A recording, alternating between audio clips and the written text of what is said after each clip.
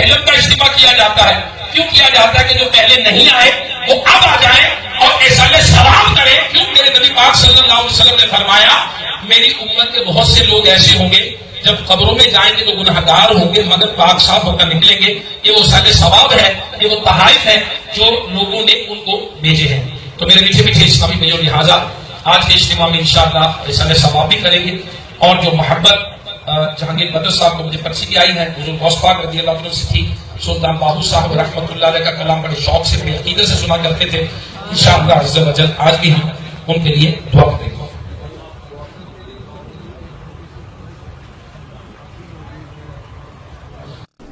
السلام علیکم ورحمۃ اللہ وبرکاتہ. معزز سامعین، آئیے دیوبندی مسلک اور وہابی سلفی مسلک یا اپنے آپ کو اہل حدیث اور غیر مقلد کہنے والے ان کے درمیان ایک بہت عظیم فرق کو سمجھنے کی کوشش کرتے ہیں. وہابی اپنے آپ کو کہنے والے، سلفی کہنے والے، اہل حدیث غیر مقلد، یہ اگرچہ اپنے عقائد میں بہت ہی گندے ہیں. ایسے عقائد ہیں جو بالکل قرآن اور حدیث کے مخالف ہیں، جس کی بنیاد پر ہم سنی ان سے اختلاف کرتے ہیں. لیکن وہ لوگ جو اکیلے میں بولتے ہیں وہی بات مجمع میں بھی بولتے ہیں. اپنی تحریروں میں، تقریروں میں وہی بات کہتے ہیں جو اپنی پرائیویٹ گفتگو میں کہتے ہیں. کیا مزار پر جا کر اللہ سے دعا مانگنا جائز ہے؟ ہرگز نہیں، ہرگز نہیں. کیوں؟ اس لیے کہ وہاں جا کر کے دعا مانگنے گویا کہ آپ کا یہ عقیدہ رکھنا ہے کہ یہ مبارک اور متبرک جگہ ہے اور یہاں دعا قبول ہوتی ہے، جبکہ بات ایسی نہیں ہے. آپ کو کس نے بتایا کہ وہ متبرک اور مبارک جگہ ہے؟ قرآن میں، حدیث میں آیا. اگر آپ کہتے ہیں یہ ولی کا مزار ہے، آپ کو کیا معلوم ولی ہے کہ کتا سویا کہ بلی ہے؟ لوگوں نے کتے کے بھی مزار بنائے، بھینسے کے بھی مزار بنائے، بکریاں مار کے، گھوڑے شاہ کا بھی مزار ہے، کھوتے شاہ کا بھی مزار ہے. وہ کیسے مبارک اور متبرک ہو گیا وہ؟ ہاں، بغداد میں نہیں ہے شیخ عبد القادر جیلانی، پتہ نہیں کہاں ٹریول کر رہے ہیں، اللہ ہی بہتر جانتا ہے، خبر میں دوڑی ہیں. لیکن دیوبندی حضرات یہ اتنے شریر ہیں، ایسی منافقت ان میں ہے کہ عوام کے سامنے کچھ اور، اپنی نجی محفلوں میں کچھ اور. عوام کو دکھانے کے لیے صلاۃ و سلام میں کھڑے ہو جائیں گے، نیاز میں شریک ہو جائیں گے، مزارات پہ حاضری دے دیں گے اور اپنی محفلوں میں ان اعمال کے خلاف باتیں کریں گے اور مذاق بھی اڑائیں گے.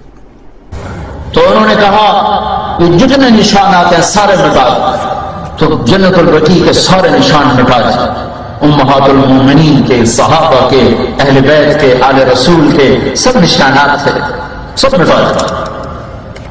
انہوں نے کہا یہ سبز گنبد بھی توڑ دیا جائے، قبر پہ گنبد بنانا منع ہے، اور بالکل صحیح بات ہے، منع ہے، اور بالکل صحیح بات ہے، منع ہے، قبر پہ گنبد بنانا منع ہے، کہ توڑ دیا جائے.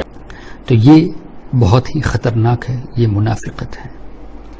اس لیے ہماری گزارش ہے، مولانا طارق جمیل ہو یا کوئی اور دیوبندی عالم ہو یا کوئی اور دیوبندی مقرر ہو، جب تک اپنے غلط عقائد سے رجوع نہ کرے، توبہ نہ کرے، چاہے سنیوں کو دکھانے کے لیے کچھ بھی عمل کر لے، چاہے مزارات پہ حاضری دے دے، ان کے وسیلے سے دعائیں کرے، صلاۃ و سلام میں شریک ہو جائے، محفل میلاد میں شریک ہو جائے، ان کی باتوں پہ ہرگز نہ آنا جب تک ان سے توبہ ثابت نہ ہو. ہو جائے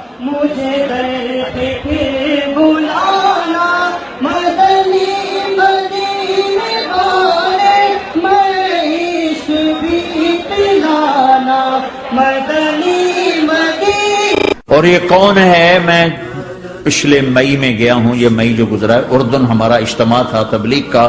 میں وہاں گیا، عمان میں آگے اربد گئے، اربد سے 18 کلومیٹر 20 کلومیٹر آگے حضرت معاذ کا مقبرہ ہے، باپ بیٹا دونوں وہاں دفن ہیں. جب میں مقبرے میں داخل ہوا، کمرے میں جس میں قبر تھی، سارے کمرے میں خوشبو خوشبو. اس وقت میں فاتحہ پڑھ کے واپس چلا گیا، جا کے نماز پڑھی. اور یہ تعلیم ان کو عوام کے سامنے اس طرح رہنے کی خود ان کے پیشوا مولانا اشرف علی تھانوی نے دی ہے۔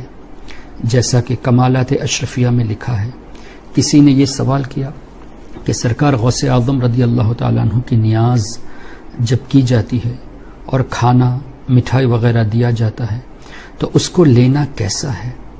مولانا اشرف علی تھانوی کا جواب اللہ اکبر، انہوں نے یہ لکھا کہ عوام کے سامنے آپ نیاز لے لیجئے، ان کو کنفیوژن میں مت ڈالیے، لیکن اس نیاز کے کھانے کو آپ کسی جگہ دفن کر دیجئے، کھائیے مت، دفن کر دیجئے، لیکن عوام کو دکھانے کے لیے آپ لے لیجئے۔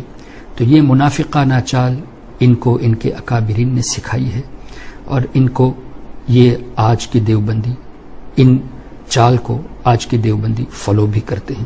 اللہ تعالیٰ ایسے شریر لوگوں سے تمام مسلمانوں کی حفاظت فرمائے۔ السلام علیکم ورحمۃ اللہ۔